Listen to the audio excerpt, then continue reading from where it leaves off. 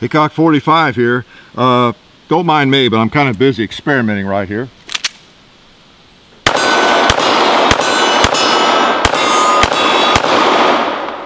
Just some little experimentation.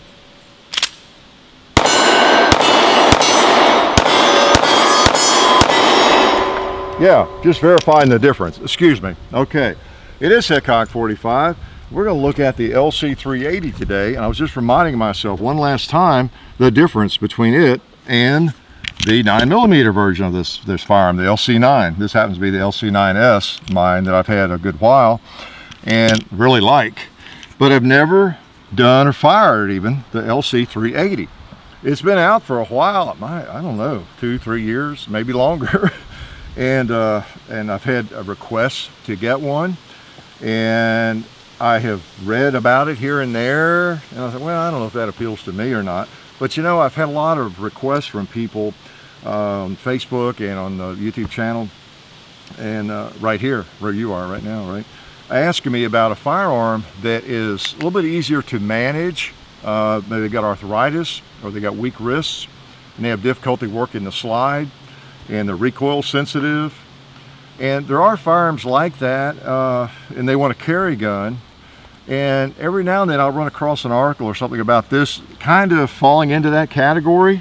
Now I know the 380 is not ideal. A lot of people wouldn't be caught dead carrying a 380, right? Or maybe they're afraid they would. That's why they don't carry it. But the 380 is no slouch with today's ammo, and I've got some of that right here. I've got some HST, which is not bad. And there's a lot of good ammo, you know, in hollow point, you know, carry ammo for the 380 these days, or 9 or anything else.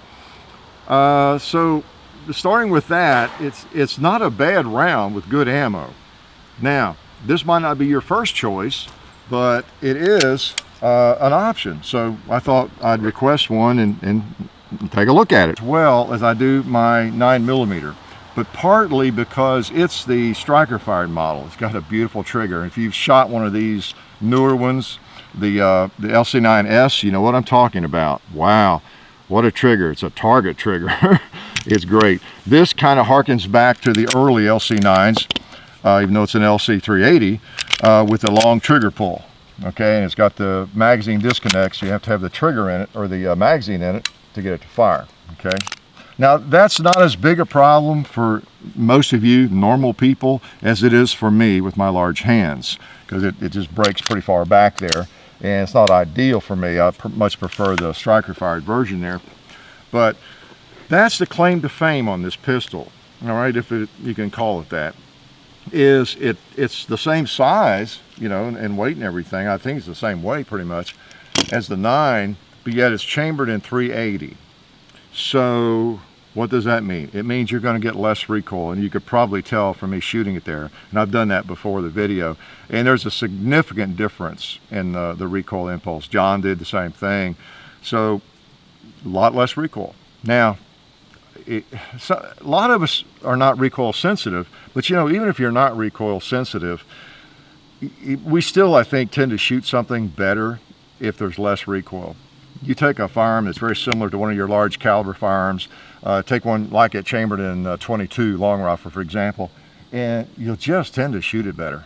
Or with lighter ammo, there's just something about it, even if you don't mind recoil, even if you like recoil. It's just been my experience over the years. So that's a real thing, all right? So less recoil is going to make you shoot a little bit better. The slide, I've done a lot of comparison here. Let's try to mix up those magazines, look just alike. And I mean, neither one's a problem for me or most people. But if you do have a weak wrist, not used to a slide, this would be a lot easier to manipulate. Okay, so that's a couple of advantages of this pistol. The negative is it's in 380 and it's purple. I just ought to get a different color for a change. I always get the black guns, and a lot of them you don't have a choice, so I thought I'd do that. In fact, it might be my carry gun, so don't make fun of it. All right. So anyway, let's shoot a little more. We'll shoot a couple more, then I will break it down for you. Yeah, 380. Make sure you get the right magazine. I knew I was going to do one of these sometime. I actually bought well, no, wait a minute. I must confess, it was an accident. I was buying this magazine about a year ago, and I bought it, and I thought I was buying a 9mm, you know, for that gun over there. And I got home and, oh no, that's our 380.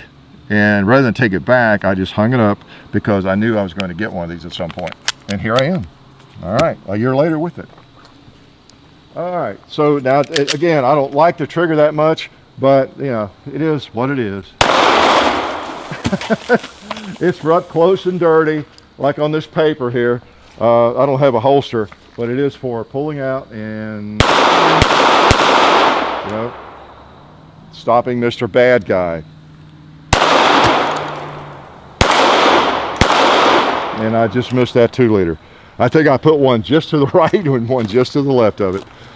Let me show you again if you're not familiar with these. They're a little bit different to break down, and I won't belabor it, but you pull a slide back, lock it, and let's see, get all my tools here. You push this little gizmo down, okay? And, well, you don't have to pull it back that far to do that.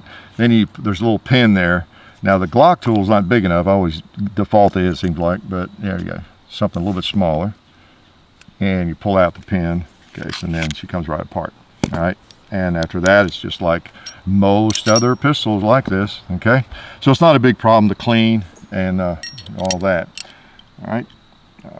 These little pistols, I don't know how many of these things Ruger has sold, the 9s or the 380s, either one, but I'd say it's a lot of them. They're a nice value. I start to say value for the money. They're a lot of value. Good gun for the money.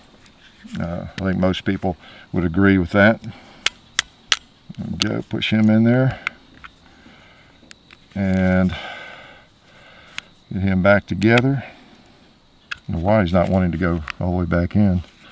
So I need to pull him back a little more. I haven't had mine apart in so long. Let's take it back out. That I just almost forgot that's how they come apart. They've been so long. That's a firearm just like this one. I have shot it a fair amount, but it's one of those you might carry a lot, but you don't shoot as often. You know how that goes, right? I don't know why. There's no backwards, I don't think. It just goes in. Yeah, who knows? The gremlins are always there. I think they wait for the camera to start rolling with me. Yeah, and the gremlins really come out.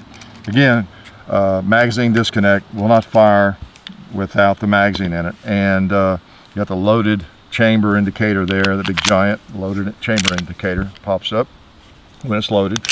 And you got safety on this one. Okay, you got all that stuff. You may not want some of that. But nice little package, depending on how you're going to carry it. You know, I still use pocket carry on this other one. And you know, get you a holster, you know, for pocket carry or a belt holster for one of these things. They're small enough, and the nice thing about these, the thing I like about them, and I must like them because I bought this one, but the thing I like about these is they're pretty small, especially for a 9, and they're rounded. You don't have any sharp edges on them. You know, that's one of the cool things about them. So they're pretty nice little carry pistol, and of course I'm not telling anybody anything they don't already know. They sell a billion of these things. The thing that you get with this is, like over the little LCP, is you got the same bullet, same power factor, right? You got a 380. So you say, well, and a lot of people would say that, and I would, you know, because I carry a 380 sometimes, a LCP, I have to admit. There's times when it just makes sense. But I want it smaller. I want it the size of the LCP. However, this is a more shootable firearm by far. You know, just that size. You know, just gets up into a real firearm. You get your hand on it, and you can aim and you can fire it. I don't like the double action, the hammer, and all that as much as a striker fired, but it's a really shootable firearm for up close and dirty. I don't know if I could even hit the gong, you know, and that kind of thing. We might take a couple shots at it here. Oh, I know what I was going to do. Shoot some of this HST. Got to feed hollow points, right? Or we don't want to be carrying it, probably. Well, I say that, but you know, with 380, come to think of it, a lot of people don't even fool with hollow points with a 380 because you're mainly going for the penetration. And so, I don't know, whatever you think about that. We'll try those in it. I'll shoot a few more of the hardball rounds. Federal, we sure appreciate Federal furnishing all this good stuff. Both the American Eagle and the HST. They do treat us better than we deserve. We appreciate y'all supporting people that support us. And y'all know that. And I hear from you all the time. All right. Let's try some hollow points. Why don't we try a hollow point on the gong? All right.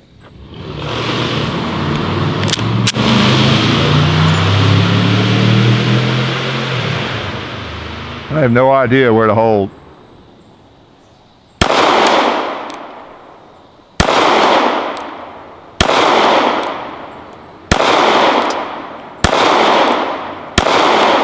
I don't even know where it was going. All right, one more. Okay. I couldn't see where the little 380s were hitting. I've got another magazine. Like I say, this one's for close work, up close and dirty. So, like that stop sign, if it needs to be stopped. Boom, with that 2 liter. Oh. Hey, it needed to be hit. Or the cowboy. Boom, had 1 round left. Oh man, I just have a couple of mags. Now this just comes with 1 magazine. It comes with this one. All right, so I've got my other one. In case I ever own one of these, I guess I'll keep my magazine.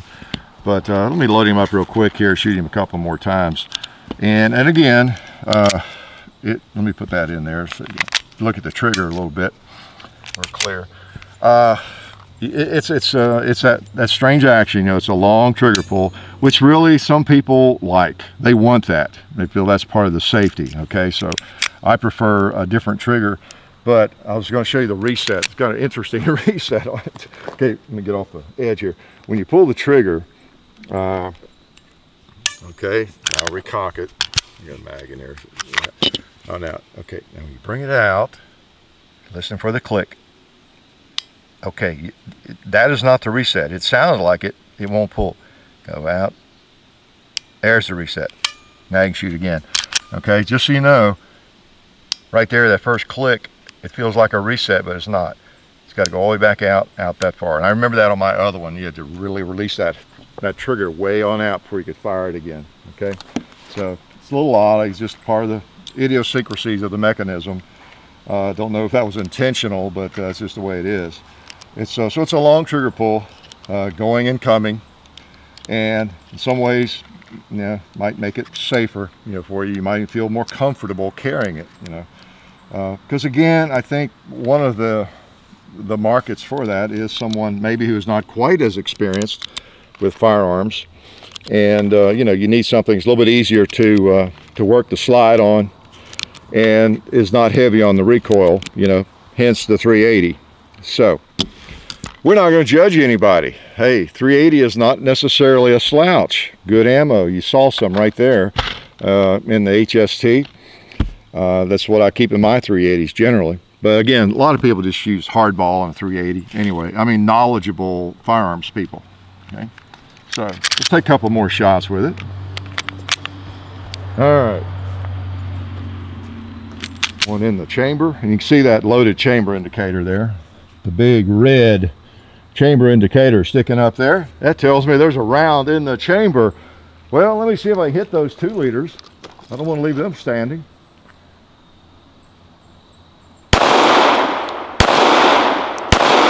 I don't know where I'm going. I better get closer.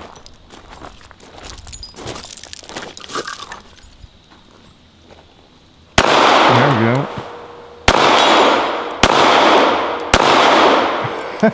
I'm doing something wrong. Let me get down here. I'll tell you what I'm going to do.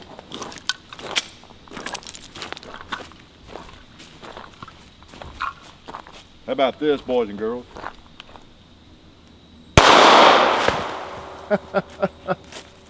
Sorry, I couldn't resist. I got mad at it. You just have to work with it, get used to the trigger. I've been using a striker fired trigger for so long, or a better trigger, that I'm just spoiled. So, you know, I'm not taking my time, and I haven't shot it a million times to work with it. But it will do the job. For example, old Mr. Cowboy there, let's not get too close to him. But even though I don't like the trigger and I have trouble hitting accurately with it, if you need to shoot something up close, it'll do the job. It'll work. I think I'm probably pulling it just a hair to the right. That's what it looks like. So anyway, LC380, this is an e-gunner gun. I'll go back to Bud's, and I'm glad to be able to bring it to you. We appreciate them sending it to us upon my request, because I've been meaning to do it for a while. That magazine's been hanging in my reloading room for a long time. Every time I look at it, got to get a LC380 in here and take a look at it, because I was curious myself. I hadn't really handled one much, and sure enough, from just as I've read, the slide is easier to work. You compare it with a 9mm. There's a difference in how the level of difficulty, in just working the slide, and then it's very sweet to shoot. Very mild on recoil. Okay, so that's the big advantage, if you consider that an advantage.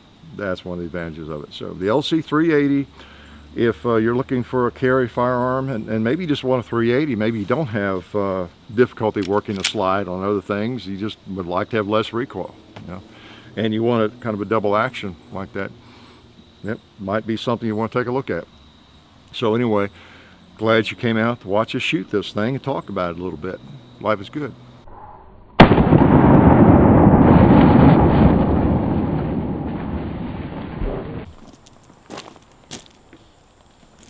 Oh man, you guys watched that whole video? Well, not one to judge, but while you're here, I wanted to let you guys know about our friends over at SDI, the Sonoran Desert Institute. They're a fully accredited online distance learning program. They offer hands-on experience. They also accept GI Bill. You can get certified in gunsmithing or get an associate's degree in firearms technology. So check them out when you get a chance over at sdi.edu. Also, some of the new targets you may have noticed on our range are from shootsomesteel.com, so maybe give their website a look. And also, the Vaultec safe that you might have seen on our shooting table, you can check those out at vaultecsafe.com. Also, don't forget to check out our website, hickok45.com. You can find all of our links to the different social media sites that you can find us on, like full30.com, the real Hickok45 on Twitter, on Instagram, Hickok45 on Twitter, Hickok45 on Facebook. There's also the Hickok45 and Son YouTube channel. So just go to the website and you'll find most of that stuff, and our t-shirts, of course. You can find all of our merchandise for sale there on hickok45.com. And man, I guess you guys are gonna have to find something else to watch on YouTube, because that's it. That's all I have to say. Appreciate it.